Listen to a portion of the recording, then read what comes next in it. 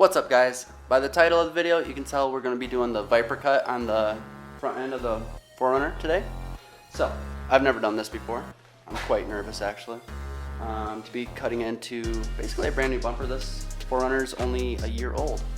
We got it in 21, thankfully, before all the prices went up. So far, we just did a 3-inch lift, Bilstein shocks, and OME coils. So, you want to get ready for the bigger tires. Might as well, because we'll run into front rubbing issues in the front when we go with the bigger tires. So, if you're not familiar, this is the Viper cut. It's very popular on 5th gen 4Runners, and this is where we're going to be doing the cutting at.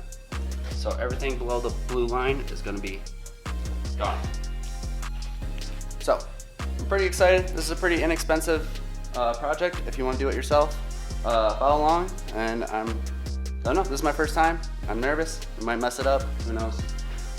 Let's get started. So, as you can expect, I watched pretty much every other video on YouTube to see how they did it. I'm going to show you how I'm doing it. They do make, there's a couple companies that make metal parts that come off and protect right here. I don't really think that's necessary, I guess. Trying to, save weight up front, save money. I don't find it necessary.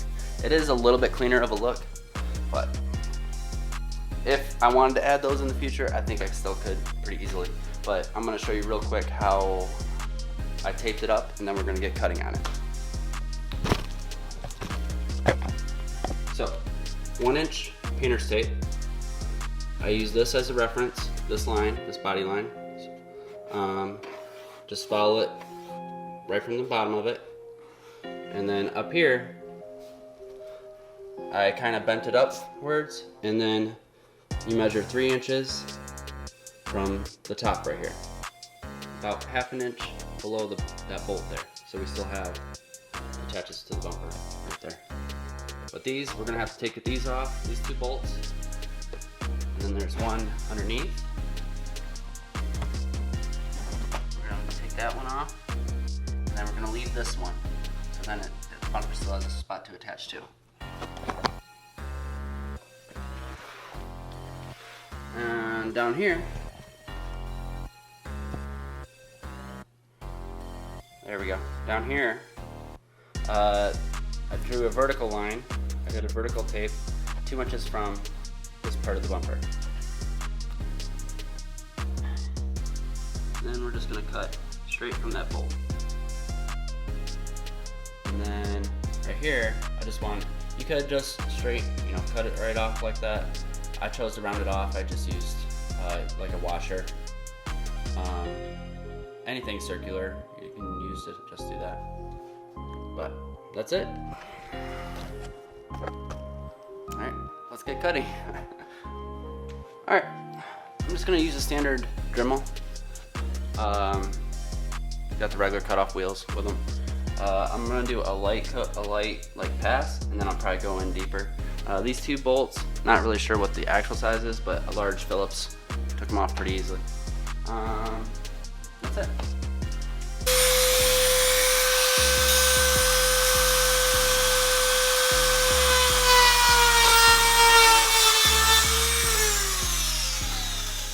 Oh, you should probably use like some sort of safety glasses or maybe even a mask, who knows.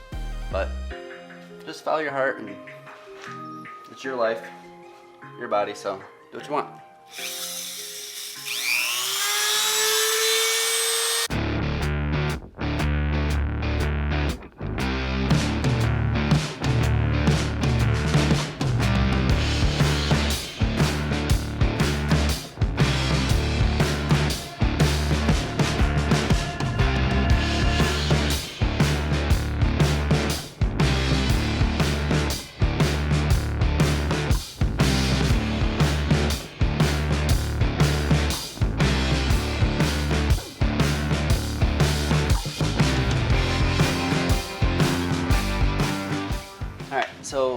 what I'm gonna use, this is for sanding. This is a Durablock. I don't know, sanding pad. I don't remember what it's called. And I'm using 100 grit sandpaper, which I think should be good. And don't worry about like scratching too much, because like the trim piece is going to cover some of that. So just kind of real quick, just go over, get all these burrs off.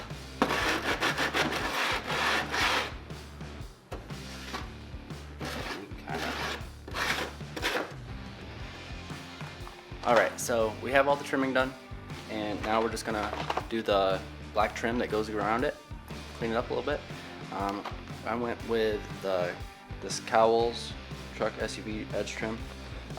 You'll see as it goes on, it cleans it up really nice, and I'll leave a link in the description.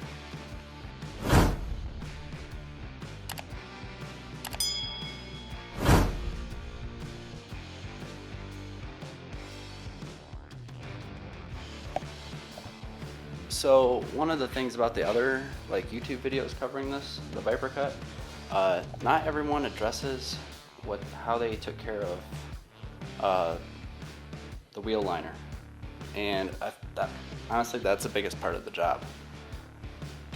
So what I want to do is, real quick, I'm going to show you what I did, and you can kind of do your own thing too.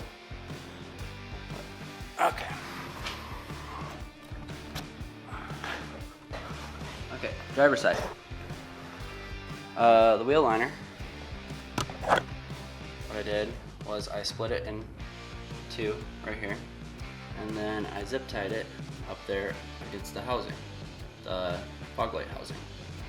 Just smoke a hole in the wheel liner, and then there's a spot right there. Then on the other side, there is a zip tie right here. Put a hole in the liner and just vent it up there. A little bit of heat goes a long way with this. And then right down here, this bracket right here is longer on this side. It's longer on the driver's side. So I actually cut it with a Dremel. Wasn't too hard, took a little bit longer than the plastic obviously. And then I hit it with some black paint, just keep it from rusting, and it'll look better. And I painted some of this too as well, some of the inside sheet metal. Now for the passenger side.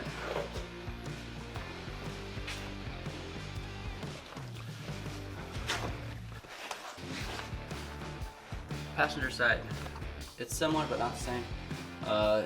If you can see right where I cut it, right down the middle of this, and then I trimmed the bottom of this one as well. And then you can put a hole into the wheel liner and then do the same thing with the fog light. Then with that bracket, I just took out these bolts because they weren't really actually attached to it, and put a zip tie through them.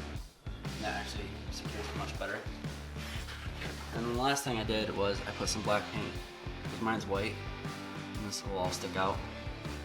I might put a little more black paint there, but it looks pretty good right now. This is the windshield wiper reservoir. Alright guys, well thank you very much for watching. If you're thinking about doing this Viper cut, I hope this video was entertaining and helpful.